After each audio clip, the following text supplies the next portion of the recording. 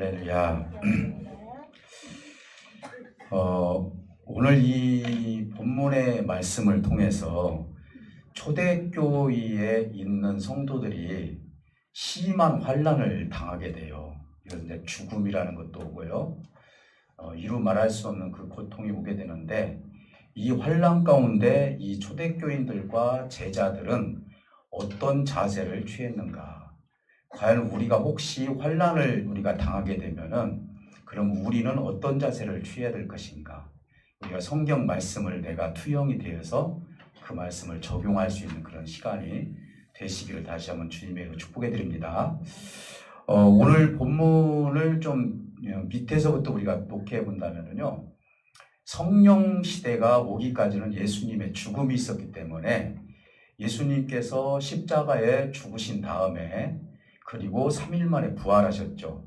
그리고 40일 동안 활동을 하시다가 하나님 나라에 승천하시기 전에 그들에게 이르기를, 너희들은 예루살렘을 떠나지 말고 하나님께서 보내주신 영을 받으라, 이렇게 말씀을 해주셔요. 이제 그것이 오순절 다락방 사건에서 일어난 성령의 역사죠. 그래서 이제 이 성령을 받고 베드로나 그리고 제자들이 너무나 뜨거운 마음을 가지고 하나님의 말씀을 전했고, 그리고 희한한 일들이 생기기도 하고, 베드로 같은 경우는 하루에 3,000명씩 며칠간 유지됐는지 모르지만은 그들이 세례를 받고 구원을 받는 그런 일들이 벌어지기 시작을 하죠.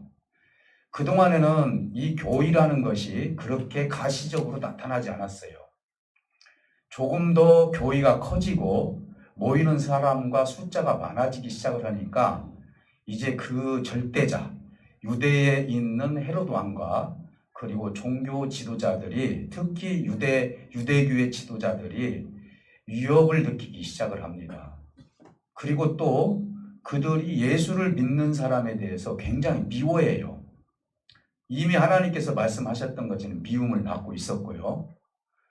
그러다 보니까 이들에게는 어떻게 해서든지 이 기독교를 없애야 되겠다는 생각을 가지고 있었고, 그 찰나에 헤롯이라는 사람이 이제 유대인들이 생각하는 것이 무엇인지를 깨닫게 된 것이죠.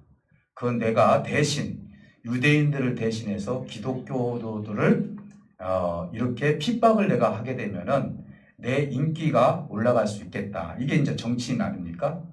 그래서 이 눈치를 보면서 결과적으로 요한의 형제 야고보를 잡아다가 칼로 죽이게 됩니다. 그래서 12제자 중에 첫 이제 순교자가 됐고, 그리고 나서 유대인들이 이상하게 슬퍼하는 것이 아니라 그 모습을 보고 너무너무 좋아하는 거예요. 어떻게 사람을 죽이는 모습을 보고 좋아합니까? 어느 정도 그 사람들이, 유대인들이 기독교도들을 얼마나 미워하는지를 알 수 있는 이 방면이잖아요, 이게요. 이게 사람 죽으면 그래도 슬퍼할 줄도 알고 그래야 되지 않습니까? 여기에 용기를 더 얻어서 이제 헤롯이 이제 이 몇 명을 좀 골라서 본때기로 한번 더 죽여야 되겠다 생각을 했는데, 그 중에 가장 특출나게 복음을 전했던 베드로를 잡아들인 거예요. 베드로를 잡아들였는데, 이제 이 베드로가 유월절이 지난 다음에 사람들 앞에 내놓고, 봐라, 내가 너희들을 위해서 미워하는 사람을 죽일 수 있도록 내가 배를 하겠다 라고 하면서 무교절을 지나고 그 다음에 유월절이 지나서 꺼내려고 그 생각을 했던 거예요. 그래서 이제는 4명씩 사조를 짜가지고 16명의 군인이 베드로를 지키게 된 거예요. 그리고 이중으로 옥이 갇혀 있었죠. 오늘 이 성경에 보면은 천사가 끌고 나갈 때 2번째 문까지 열렸다고 하지 않습니까? 자, 그러면 14명이 지키고 있고, 16명이죠. 16명이 지키고 있고, 거기에다가 이 몸에다가는 다 쇠고랑을 다 차고 있는데, 누가 거기서 빠져나올 수가 있겠습니까? 그래서 이제 잡아놓고 그 날만 기다리는 것입니다. 그래서 결국은 나중에 하루를 남겨놓고 하나님께서 천사를 보내서 베드로를, 잠을 자는 베드로를 깨게 되죠. 이렇게 얼마나 곤히 잠들었는지 옆구리를 쳐서 깼다겠어요. 그래서 베드로가 놀라서 깨기는 깼는데 천사가 하라는 대로 다 했는데 이것이 환상인 줄 알았다. 이렇게 베드로는 그렇게 얘기를 하거든요. 그리고 나서 옥문이 하나 열렸고 자기가 차고 있는 것이 다 자동적으로 다 떨어져 나가고 두 번째 옥문이 또 열리고 또 밖에 나가서 천사가 떠나는 순간 이것이 환상이 아니라 생시였구나. 주께서 나를 이렇게 끌어주셨구나. 라는 것을 깨닫게 되고 이제 이 동기들, 제자들과 몇몇 성도들이 모여서 기도하는 마가의 다락방이죠. 아마 그 마가의 다락방인지 아니면 또 다른 집이 있는지는 모르지만은 거기에 가서 문을 두드려서 베드로가 문을 두드리니까 로데라는 여자아이가 베드로 선생님의 목소리다 이거죠. 그래서 문을 조금 열어보니까 베드로예요. 그래서 결국은 거기서 기도하는 사람들에게 베드로가 지금 문 앞에 있습니다 라고 이야기를 하니까 너 미쳤다 라고 얘기를 하는 거예요. 더 힘을 주어서 얘기를 하는 거예요. 내가 확실히 베드로를 봤습니다 라고 하니까 아마 그는 베드로의 천사일 것이다 이렇게 이야기를 하는 거예요. 그리고 나서 말은 들어봐야 되지 않습니까? 뭐가 있는지 나가서 문을 열어보니까 아니나 다를까 직접 베드로가 온 거예요.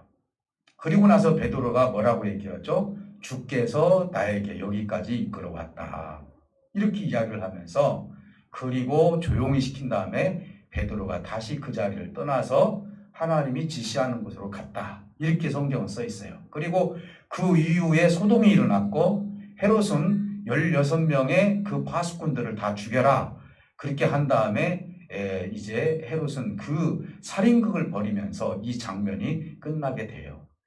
자, 여기서 우리가 한 가지 좀 생각해야 될 문제는 뭐냐면은 정치적인 문제예요. 교회가 커지기 시작하고 교회가 활동을 많이 하기 시작하면은 교회가 핍박을 많이 받게 된다는 것이죠. 오늘날의 많은 교회들이, 세상에 있는 교회들이 그냥 성장한 것이 아니라 그 죽음이라는 그 핍박이 있었기 때문에 교회가 성장을 했거든요. 우리가 저번에도 제가 말씀을 드렸지만은 태국이라는 나라에서 우리 목사님 사모님들을 모시고 우리 AMS에서 그분들을 우리 국내 선교를 통해서 이제 우리나라의 선교의 역사를 그들에게 가르쳐 주었습니다. 근데 그분들은 놀라는 거예요. 태국에서는 순교의 역사가 없었다는 것이죠. 우리보다도 더 기독교가 일찍 들어왔는데도 불구하고 그들이 우리 한국 교회의 역사를 보면서 나중에 가면서 눈물을 흘리면서 이런 피 맺힌 순교가 있었기 때문에 대한민국의 교회가 이렇게 건설이 되었고 이 교회가 하나님 앞에 교회다운 그런 일들을 하고 있군요라고 그들이 이해를 하기 시작을 했어요. 그래서 오늘 교회라는 것은 어차피 세상의 정치인들이나 주님께서 말씀하신 것처럼 교회의 성도들은 주님 때문에 미움을 받을 것이라고 분명히 말씀하고 있기 때문에 우리 대한민국도 언젠가는 이 교회가 미움을 받을 날도 있을 수도 있다는 것이죠. 어떤 정권이 들어설지는 모르겠지만은요, 분명히 교회는 역사적으로 핍박을 받아왔기 때문에 이 핍박 속에서 어떻게 우리가 하나님 앞에 바로 설 수 있느냐, 이것이 예루살렘 초대교회에 있는 성도들의 문제였다는 것이죠. 그래서 오늘 이 장면을 통하여서 우리가 이 성도들이 그 환난 가운데서 무엇을 선택했는지, 그들이 어떻게 그곳에서 주님의 몸된 교회를 세워갔는지, 이 부분을 통해서 우리 역시도 하나님의 몸된 교회를 어떻게 세워갈 것인가. 환난이라는 것은 개인적인 환난도 있고요, 교회의 환난도 있고 나라의 환난도 있고. 여러분 지금은 어떻습니까? 기름이나 곡식이나 아무튼 먹는 음식이나 안 오르는 것이 없지 않습니까? 이것도 어떻게 보면 환난 아닙니까? 특히 이제 우리 기독교도들에게 환난이라는 것은 생명과 바꿀 수 있는 그런 환난이 올 수도 있다는 것입니다. 이 시대에 우리가 혹시 그런 시대를 맞이한다면은 저와 여러분들은 어떻게 이 환난을 이겨나갈 것인가? 초대교회를 통해서 우리가 다시 한번 생각해보고 하나님은 이 환난 가운데 이 잘못된 정치인들에게 어떻게 하나님께서 간섭하시는가? 이런 부분까지도 우리가 한번 생각해보면서 말씀을 나누도록 하겠습니다. 오늘 이 말씀을 통하여서 세 가지만 제가 말씀을 드리는데 하나는 뭐냐면 베드로의 자세예요.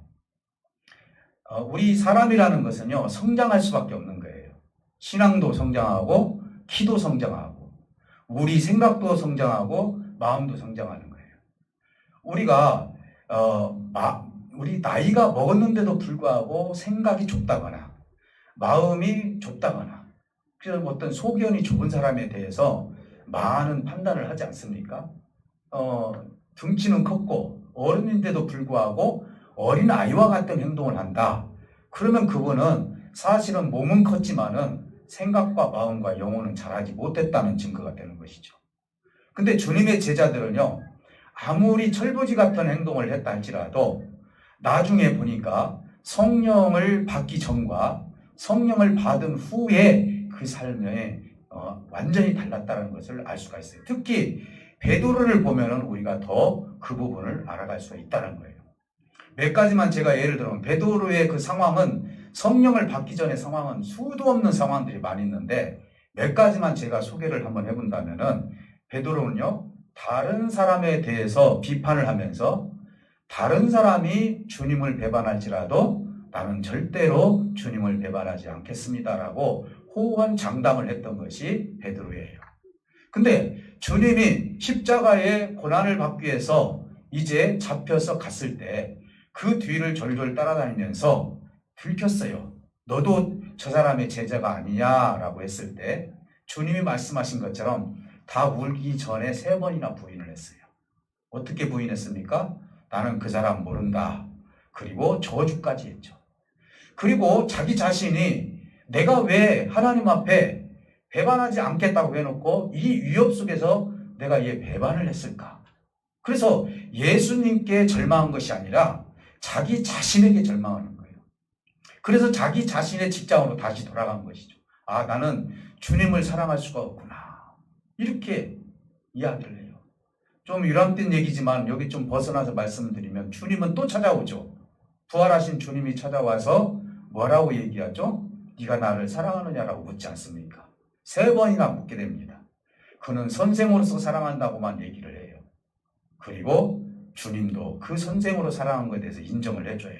아가빠의 사랑에 대해서 이야기를 하지 못해요.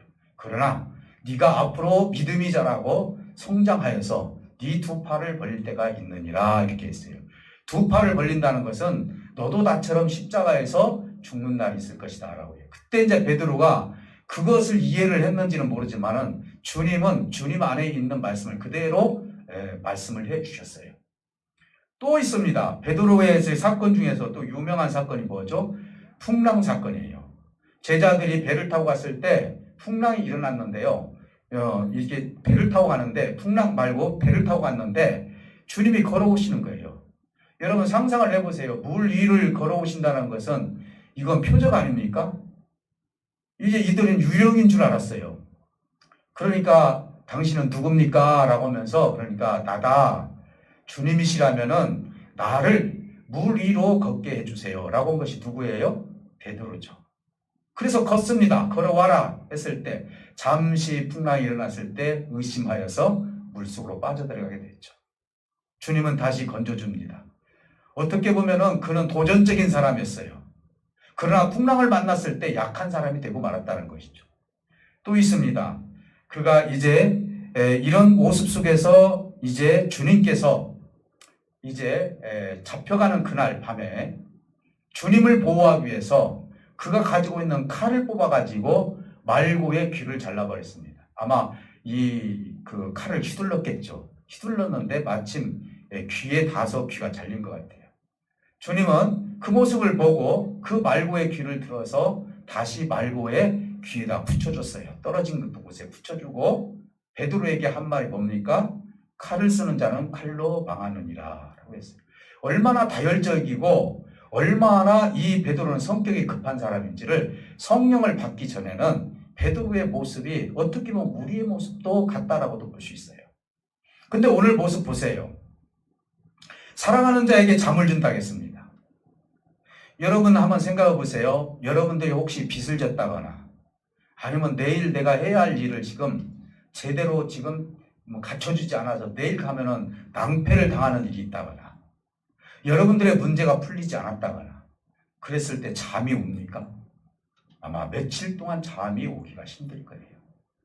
근데 베드로는 오늘 천사가 깨야 할 정도로 그 속에서 잠을 잤다고 얘기를 해요. 여러분 아무리 피곤하다 할지라도 내일이면 내가 죽는 날인데 어떻게 잠이 옵니까?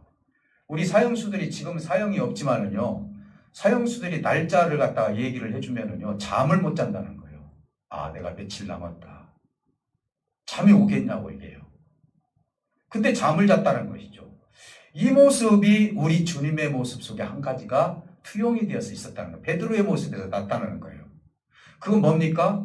베드로와 그리고 베드로를 통하여서 주님의 제자들과 예수님이 이제 갈릴리 바다에서 배를 타고 가시는데 풍랑이 일어나요. 그런데 이 풍랑 속에서 물이 들어오죠. 그런데 우리 주님은 고물에서 주무시고 있다는 것이죠. 그리고 주님을 깨웁니다. 주님은 이 험한 풍랑 속에서 잠을 자듯이 우리 베드로 선생님도 내일이면 죽을 그런 고비가 있는데도 불구하고 왜 이렇게 평안하냐 이 말이죠. 여러분들은 어떤 어려움을 당했을 때 마음이 평안합니까? 과연 나는 이 평안함을 세상에 뺏기지 않고 그 평안함을 여러분들이 유지를 합니까? 내일 당장 내 생명이 어떻게 된다 할지라도 그것을 내가 지키면서 하나님이 주시는 평안함을 여러분들을 뺏기지 않을 자신이 있습니까? 오늘 우리는 하나님께서 거기까지 가기를 원하시는 것이죠.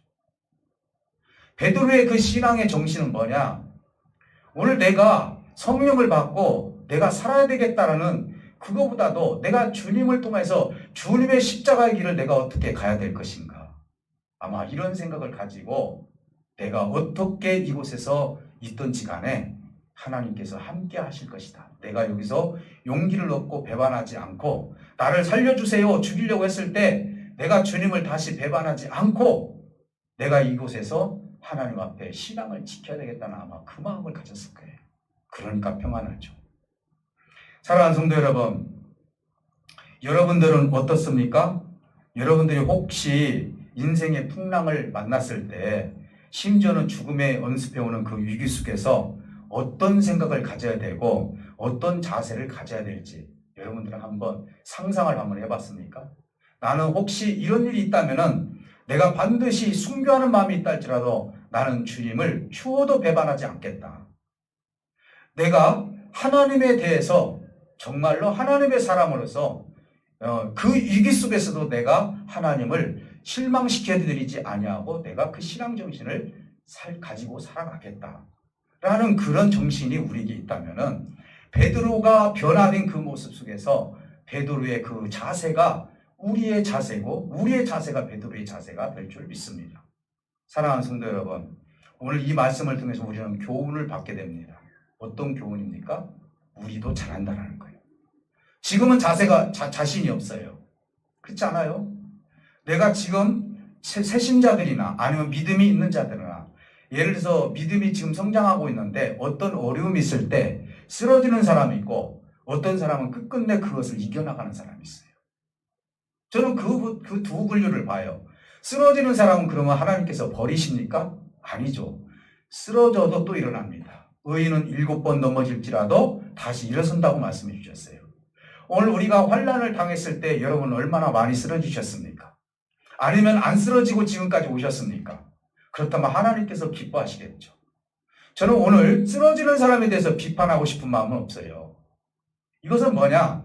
하나님에 대한 믿음은 반드시 내 앞에 죽음이 있다 할지라도 그것까지 이길 수 있는 믿음을 갖기를 원하는 것이 하나님의 마음이라는 거예요. 폴리갑 장로님이 네가 예수 부인하면은 너 살려주겠다 해도 나는 80평생 하나님께서 주님께서 나를 한 번도 배반하지 않았는데 내 목숨을 살기 위해서 내가 주님을 배반할 수 없다고 당당하게 그는 화형을 받으면서 주님을 사랑하는 모습을 보게 됩니다. 여러분 잘 생각해 보세요. 다니엘은 어떻습니까? 다니엘은 사자굴 속으로 들어가서도 그는 죽을 줄 알면서도 그는 기도했고 친구들은 풀무 속에 들어간다 할지라도 주님을 배반하지 않고 끝까지 주님의 아름다운 그 믿음의 모습을 보여주었다는 거예요. 하나님이 지금 저와 여러분들에게 요구하시는 것이 뭐죠? 약한 믿음이 아니라는 거예요. 여러분들이 이 시대에 믿음으로 살아갈 수 있다는 건 뭐냐? 그 하나님이 주신 믿음 가지고 죽음 앞에서도 담대하게 설 수 있는 믿음을 하나님이 저와 여러분들이 요구하고 계신다는 사실이에요. 사랑하는 성도 여러분, 앞으로 어떻게 될지 모르잖아요. 우리가 어떻게 앞으로 몇 년 살지도 모르고요. 그리고 앞으로 우리 기독교가 어떤 핍박을 받아야 될지도 모르고요. 여러분, 잘못된 교회들이 얼마나 많이 있습니까? 그리고 세상과 위탁을 하면서, 그리고 우상숭배를 하면서 하나님을 떠나버리는 그런 교회들이 얼마나 많이 있습니까? 그런 성도들이 얼마나 많아요. 천주교와 다원 종교가 생기면서 종교가 화합을 하면서 종교가 정치보다도 더 세지려고 하는 그런 시대에 우리가 지금 살고 있습니다. 우리 교회가 어떤 핍박을 받을지도 모르고 제대로 된 믿음을 가진 성도들이 어떤 핍박을 받고 어떤 손가락질을 당할지 모르는 이 시대에 우리가 살고 있다면 과연 여러분은 어떤 자세를 취할 것이냐 이 말이죠. 베드로는요, 죽으면 죽으리라는 믿음을 가지고 있었어요. 너도 십자가에서 죽을 것이라는 그 말을 이해했을 것입니다. 아, 이땐갑이다. 나는 어때 주님 앞에 가더라도 내 믿음을 끝까지 지키겠다는 베드로의 그 모습, 변화된 모습이 우리에게 큰 교훈이 된다는 사실을 믿으시기를 주님의 이름으로 축복해 드립니다. 또 하나는 뭐냐? 초대교회 성도와 제자들의 자세입니다. 사실 헤롯의 핍박 속에서 그들은 선택할 수 있는 길이 여러 가지가 있어요. 여러 가지 선택할 수 있어요. 도망갈 수도 있습니다. 나 혼자 살겠다고 도망갈 수도 있죠. 아니면 피해버릴 수도 있습니다. 그 동네에 살면서 이곳저곳 피해 다니면서 주님이 십자가에 못 박혀 죽으셨을 때 이곳저곳 피했던 주님의 제자들처럼 그럴 수도 있습니다. 아니면 무력을 쓸 수도 있습니다. 야, 우리 그동안 우리 하나님을 믿고 예수님을 믿는 사람들 얼마나 많으냐. 우리 다 모이자. 그래서 우리가 헤롯하고 대결을 하자. 얼마든지 무력으로 할 수도 있었을 것입니다. 그뿐만 아닙니다. 그들은 도망가면서 피하면서 나름대로 예수를 배반할 수도 있는 그런 계기가 될 수 있었을 것입니다. 그런데 달라진 것이 있어요. 그전에는요, 내 상황에 따라서 믿음의 고백을 했다면 지금은 어떤 상황이 온다 할지라도 주님에 대한 배반이 없었다는 거예요. 그러면서 그들의 선택은요, 세상 사람들이 가장 어리석은 선택을 했어요. 세상 사람들이 볼 때 가장 어리석은 선택을 했는데 그것은 하나님 앞에 기도하는 모습이었어요. 세상 사람들은 그럴게요. 여러분들이 어떤 환난을 당했을 때 너 거기 가서 그럴 시간 있냐. 차라리 이걸 이렇게 해서 이렇게 문제를 해결을 해야지. 그러나 우리가 하나님 앞에 기도하는 것은 하나님의 기도의 힘을 믿기 때문에 하는 거 아니겠습니까? 그러니까 이 성도들과 제자들은요, 어떤 생각을 했냐면은 무엇보다도 내가 성령을 받고 보니까 하나님의 능력은 기도를 통해서 나타난다는 사실을 알게 되었다는 것이죠. 그래서 성도들은요, 어떤 자세를 취했죠? 기도하는 자세를 취했어요. 우리 순교자를 한번 보세요. 그들이 어떻게 죽었죠? 기도하면서 죽었어요. 여러분, 손 목사님도 죽으실 때 기도하면서 죽지 않습니까? 여러분, 그 연극을 보면서 각색을 해서 이제 만들었겠지만요, 기도하면서 총에 맞아 죽지 않습니까? 주기철 목사님 목판을 걸을 때도 기도하면서 걸었습니다. 기도는요, 내 환경을 이길 수 있는, 내가 지금 환난을 당하고 있는데 그 환난을 당할 수 있는 그 무기가 기도라는 거예요. 스데반 집사님이 왜 돌에 맞았을 때 아프다고 하지 않았습니까? 그는 하늘을 바라보면서 하나님께 기도했어요. 그 기도하는 순간 하늘의 보호자가 보였다고 했습니다. 그러니까 어떤 환난이 하늘의 보호자가 보이는 것이 더 크지 환난이 크지 않다는 것을 스데반 집사님은 느꼈다는 것이죠. 여러분들은 환난을 당할 때는 세상의 유력자들을 찾아갈 것입니까? 아니면 세상의 방법을 쓰시겠습니까? 여러분, 하나님 앞에 납작 엎드려서 하나님께 우리의 환난을 그대로 올려드리시기를 주님의 축복해 드립니다. 하나님은 그때에 맞춰서 하나님 그 문제들을 해결해 가실 수 있는 하나님이라는 사실입니다. 사랑하는 성도 여러분, 그전에는 서로가 누가 높느니 낮느니 그런 삶을 살았지만은 지금은 합심해서 그들이 기도할 수 있는 문을 열었다는 사실을 알 수가 있는 거예요. 지금 성령을 받고 교회는 베드로를 위해서 기도한다고 했어요. 또 초대교회를 위해서 기도한다고 했어요. 한번 물어보겠습니다. 그들이 어떤 기도를 했을까요? 하나님 베드로를 살려주세요라고 기도했을까요? 아마 그 기도도 들어갔을 것입니다. 우리가 기도할 때는 그런 기도가 될 수밖에 없죠. 그곳에서 위기에서 나오게 해달라고 했을 것입니다. 그런데요, 거기서 기도하는 성도들은요, 다른 기도를 했을 것으로 사료가 돼요. 왜냐? 베드로는요, 주님을 3번이나 배반했고요. 베드로는 다혈질이기 때문에 아마 그 고통을 참지 못해서 그곳에서 그 십자가의 죽음 앞에서 배반할 수도 있다. 그들의 기도는 예수님께서 십자가 앞에 당당히 서신 것처럼 베드로도 그 죽음 앞에서 당당히 서서 그 죽음을 이기게 해달라고. 거기서 풀려나다가로 기도하지 않았어요. 왜냐하면 이들을 알고 있었어요. 거기서 나올 이유가 없어요. 나올 수가 없는 거예요. 왜요? 2중, 3중으로 다 있고 16명이 지금 지키고 있는데 누가 거기서 살아나올 수가 있습니까? 거기에 있는 성도들은 다 포기했어요. 베드로가 살아나올 수 있는 것은 아니다. 그러니 베드로가 그곳에서 주님이 십자가를 지신 것처럼 베드로가 그곳에서 나에게 주어진 이 죽음을 당당하게 이것을 이겨나갈 수 있도록 믿음을 달라고 기도하고 배반하지 않게 달라고 아마 기도했을 것입니다. 그래서 그들은 자랑하지 못해요. 베드로가 살아나왔을 때. 사랑하는 성도 여러분, 그들은 하나님의 뜻에 따라 이 일이 진행되게 해달라고 분명히 기도했습니다. 하나님의 뜻에 따라서. 또 하나님의 뜻에 따라 기도할 때 가장 완벽한 응답이 하나님의 뜻에 따라 기도하는 것이다. 여러분들 기도할 때 여러분 100% 하나님이 다 들어주십니까? 안 들어주시잖아요. 여러분들의 기도가 100% 다 들어진다면 누가 기도 안 씁니까? 근데 어떤 기도만 들어져요? 하나님의 뜻에 따라 기도한 것만 들어진다니까요. 여러분 10가지 하면은요 2가지 정도 들어질 거예요 아마요. 우리는요 본성적으로 그걸 구하게 돼 있어요. 그렇다고 하나님께서 그 기도를 무시하는 게 아니에요. 언젠가는 하나님의 뜻에 따라서 주시기도 하죠. 오히려 이런 생각도 했을 것입니다. 이 사건을 통해서 완전히 내가 손을 떼어도 내가 이 사건을 통해서 기도하지 않고 제자들이나 성도들이 완전히 내가 손을 떼어놓고 있다 할지라도 우리 하나님께서는 아무 이상 없이 하나님이 원하신 뜻대로 진행될 것이라는 그런 믿음이 그들에게 있었던 거예요. 물어보겠습니다. 그들이 기도해서 베드로가 나왔을까요? 자랑하지 않아요. 제가 오늘 일부 예배 때도 그런 얘기를 했어요. 제가 동요 중에서 아빠하고 나하고 꽃밭에서 꽃을 심고 물 주고 그런 동요 있죠. 아빠가 예를 들어서요. 채송화를 가지고 코스모스를 가져와서 심을 때 아빠 혼자 심을 수도 있어요. 근데 왜 예쁜 딸을 불러가지고 같이 심자고 그러죠? 걔가 땅을 팝니까? 아니면 꽃을 제대로 심습니까? 이 아이와 함께 기쁨을 누리자는 거예요. 하나님께서 기도하기 전에 이미 이 뜻은 이루어졌어요. 근데 그러면 뭐더러 기도할 이유가 뭐가 있냐? 아니에요. 하나님 뭐라고 말씀합니까? 내가 일을 하니 너도 일을 해라는 것이죠. 이 말은 뭔 말이냐? 구원에 동참하든 아니면 삶의 어떤 교회에 동참하든지 간에 마침 아빠와 어린 딸이 꽃밭에서 꽃을 심듯이 하나님 아버지와 네가 나와 함께 이 일들을 도모하면서 기쁨을 같이 만끽하기를 원한다.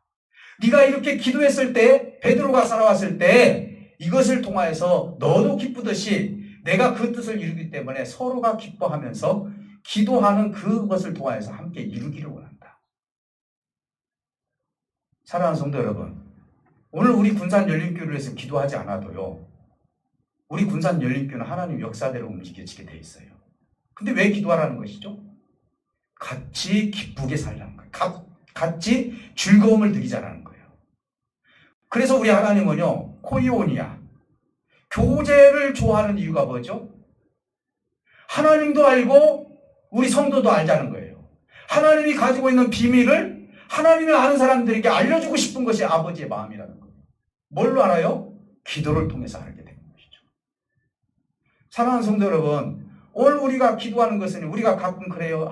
내가 기도했더니 이런 자랑하지 마세요. 내가 기도했더니 막 진짜 다 이루어졌다. 물론 그것을 얘기할 수도 있어요. 근데요, 너무 사랑해버리는 경우들이 있어요.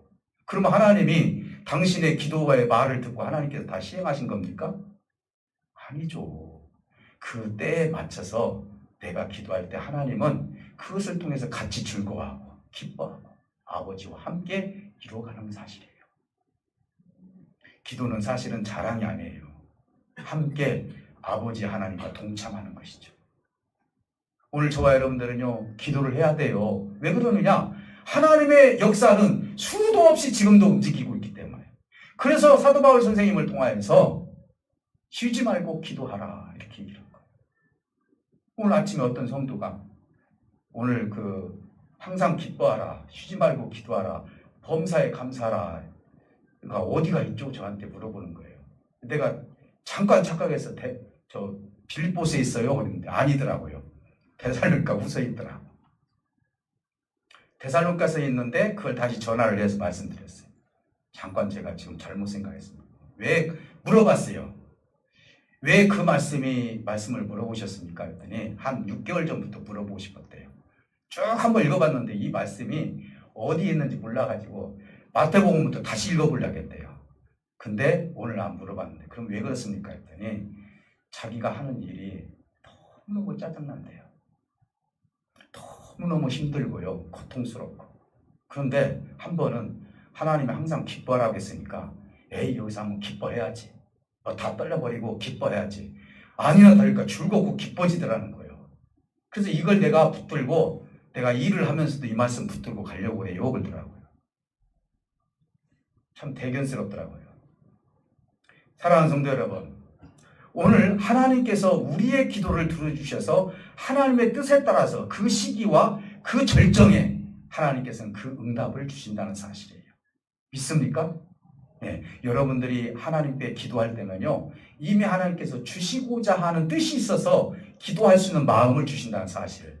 그래서 그걸 여러분 절제하지 마시고, 하나님께서 야 교회 가서 기도해라 하면 여러분 절제하지 마시고 빨리 오셔서 같이 기도해야 되는 거예요. 그때 하나님은 그 뜻에 따라서 하나님은 응답해 주실 줄 믿습니다. 베드로도 죽음 앞에서 당당하게 서게 달라고 주님 앞에 주님의 십자가를 통하여서 어떻게든지 그렇게 기도했을 것입니다. 그런데 살아왔습니다. 자, 이 살아왔는데 얼마나 기쁜 일입니까? 그럼 오늘 우리는 어떻습니까? 이 기쁜 일을 당하게 되면은 야, 당신 한턱 내야지. 예, 그리고 그 자리에서 끝나요. 이게 아니라는 것이죠. 베드로가 다음 행동이 어떻게 했는지를 우리가 본문 말씀을 보면 알아요. 어떻게 했죠? 잠깐 그들의 흥분된 것을 가라앉히고 나서 주께서 나한테 여기까지 나를 이끌어왔다. 그리고 나서 바로 그 집을 나갔어요. 왜 나갔을까요? 얼마나 환영해주고 얼마나 좋은 시간입니까? 얼싸안고 기뻐하고 죽음에서 살아왔으니 하면서 그들은 그렇게 할 수 있어요. 그런데 그럴 여유가 없었다는 것이죠. 뭐죠? 내가 죽음에서 살아온 이유가 뭔지를 알았다는 거예요. 이게 이제 세 번째 우리에게 주신 숙제예요. 내가 지금 이곳에 있는 이유가 뭐예요? 우리 군산열린교회 지금 이곳에 있는 이유가 뭐냐 이 말이에요. 하나님께서 나한테 혹시 복을 주시면은 그 복을 하나님이 주신 이유가 뭐죠? 하나님께서 내 병을 고쳐주셨어요. 그럼 내 병을 고쳐주신 이유가 뭐죠? 암병이 나왔습니다. 그리고 앉아있던 사람이 뻘떡 일어나서 삽니다. 그러면 하나님 영광 드리고 그냥 그것으로 끝입니까? 그게 아니잖아요. 하나님이 나의 이 병을 왜 고쳐주셨지? 하나님 우리 가정에 복을 왜 이렇게 많이 주셨지? 하나님께서 내가 그동안 건강이 없었는데 하나님께서 왜 건강을 주셨지? 이랬을 때 내가 살아가는 사명의 의미를 알 수 있는 거예요. 하나님이 나를 이렇게 세워주신 이유를 아는 거예요. 베드로가요. 그냥 나를 살려주셨구나. 나를 불쌍히 해가지고 살려주셨구나. 이 수준에서 안 끝났다는 거예요. 베드로는 죽음의 문턱까지 가가지고요. 나를 살려주신 분명한 이유가 있었다는 것이죠. 오늘 여러분들이 지금 이 자리에 있는 이유가 있고요. 앞으로 여러분들이 어떤 축복을 받아서 살아갈 때 그 이유가 있다는 거예요. 그 이유를 내가 안다면요. 사명 감당을 잘 해야 된다는 것이죠. 사랑하는 성도 여러분, 이것도 기쁜 일이지만은요. 사실 베드로는요. 흥분하지 않고 이 일에 대해서 하나님의 뜻을 이루고자 했습니다. 우리에게 현재의 삶과 환경에서 어떤 사명을 감당해야 하는지 교훈을 주고 있는 거예요. 저도 그랬어요. 제가 볼 때 다른 목회자에 비해서 참 어떻게 보면 환경이 좋은 자리에서 목회를 해요. 하나님 앞에 죄송할 때가 많아요. 이 동네에 어른들도 있고요. 그래서 가끔 서재실에 앉아서 하나님이 왜 나를 여기다 보내주셨지? 생각을 해봐요. 아, 그래. 우리 동네 분들뿐만 아니라 이곳에 찾아오는 사람들의 양식을 먹이고 이제 내 최종적인 목적은 이 동네에 하나님을 모르는 사람들한테 전달을 해야 되겠다. 복음을 전달해야 되겠구나. 저는 지금까지 가가지고 그들에게요, 아직까지는 예수님에 대해서 예수를 믿으십시오라고 아직 안 했어요. 왜 그런 줄 아십니까? 친해져야 되기 때문에. 이제는 할 때가 됐구나. 저는 언젠가 모여서 그 어른들한테 얘기를 하려고 해요. 저 명색이 저는 목사입니다. 근데 내가 여기 와서 내가 이렇게 했기 때문에 해야 돼요. 제가 여기 와서 목사로서 전도 한번 안 해본다면 하나님이 얼마나 슬퍼하시겠습니까? 우스갯소리를 좀 그렇게 하면서 사실 여러분들이 구원받기를 원해요. 하나님을 모르시는 분들은 언제나 교회 문이 열렸으니까 들어오십시오. 당당하게 그 얘기를 하고 이제 앞으로는 어제도 우리 어린이주일학교 아이들하고 우리 선생님들하고 이야기를 하면서 앞으로 어떤 행사를 하더라고요. 그래서 뭔가를 음식을 만들어서 이 행사도 하고 싶다 해서 제가 야곱의 별미가 생각이 났어요. 그러면 이걸 만들어가지고 우리 어린아이들이 그 들고 동네에 가서 우리 어른들에게 맛있게 잡수시라고 주고만 오자. 이것이 전도 아니냐. 얼마나 그 손자, 손녀, 자기 새끼 같은데 얼마나 이쁘겠어요. 이랬을 때 거기다 전도지 하나 놓고 그들에게 주었을 때 예쁘게 받아주지 않겠어요? 그렇다고 주의 종을 모르는 것도 아니고요. 그래서 하나님, 내가 이곳에 있는 이유가 뭡니까? 나를 여기다 보내주신 이유가 뭡니까? 그것은 하나님 나라를 확장하고 이곳에 하나님을 믿지 않는 사람들에 대해서 하나님의 복음을 전하는 것이 내 사명이구나. 이런 생각을 가지고 저는 하나님께 감사하면서 기도했어요. 사랑하는 성도 여러분, 여러분 가정에 여러분들이 왜 있죠? 여러분 직장에서 여러분들 직장의 그 직급 가지고 그 자리에서 왜 있죠? 여러분들이 혹시 사업을 하신다면 사업 중에 여러분들 복을 받았어요. 또 어려움을 당했어요. 그럴지라도 내가 그곳에 있는 이유가 뭐죠? 오늘 하나님은 분명한 이유가 있을 거예요. 베드로는요, 그곳에 와서 잔치를 벌리고 기뻐하고 얼싸고 울지도 않고요. 어떻게 했습니까? 급하게 하나님이 불러주시는 대로 다시 갔다는 거예요. 아, 내가 해야 할 일이 나를 살려주신 이유가 이곳에서 시간을 보내는 것이 아니라 내가 다시 세상에 나가서 하나님의 복음을 어떻게 전할 것인지 하나님께서 나를 준비시켜 주시는구나 하는 것을 깨닫고 그곳에 두말할 것도 없이 환영받을 이유도 없이 그곳을 떠났다는 것이죠. 사랑하는 성도 여러분, 오늘 우리는 누구든지 환난을 당할 수가 있어요.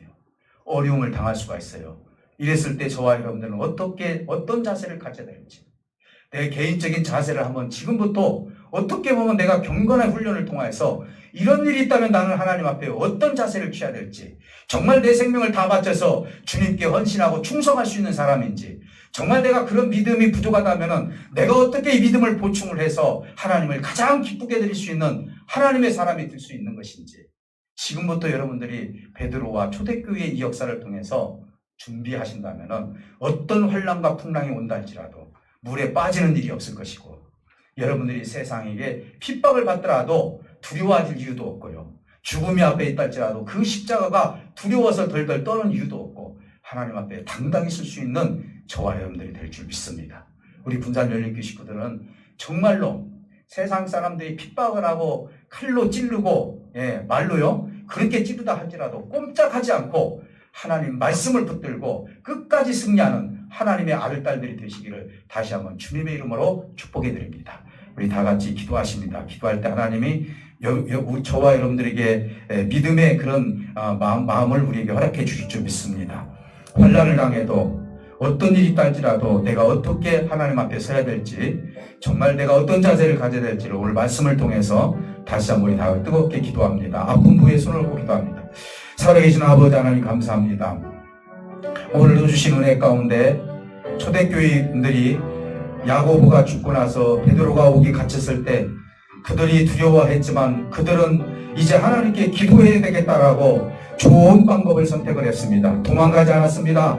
피하지 않았습니다. 두려워하지 않았습니다. 예수님을 배반하지도 않았습니다.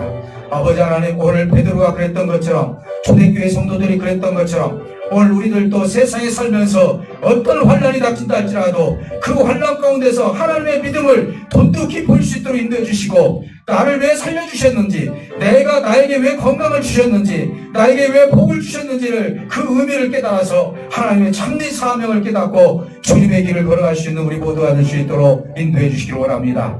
오늘도 우리 아버지와 함께 해주시기를 원합니다. 아픈 후에 손을 얹고 기도하는 생명들에게 하늘의 치료의 왕성을 주셔서 악한 모든 것들은 다 떠나게 하여 주십시고, 건강한 몸을 가지고 하나님을 가장 아버지 기쁘게 섬길 수 있는 우리 모두가 될 수 있도록 인도해 주시고, 이제 아픈 부에 손을 얹고 기도하는 생명들에게 하늘의 치료의 강선을 주셔서 다음의 역사를 통해서 하나님께 충성된 종들이 되게 하시고, 기름진 양식을 가지고 하나님 앞에 온전함을 드릴 수 있는 저들의 삶이 될 수 있도록 인도하여 주시옵소서. 우리 모두에게 영과 마음과 생각과 모든 것을 고쳐주셔서 온전함으로 채워줄 줄 믿으며 살아계신 예수 그리스도의 이름으로 기도하옵나이다. 아멘. 330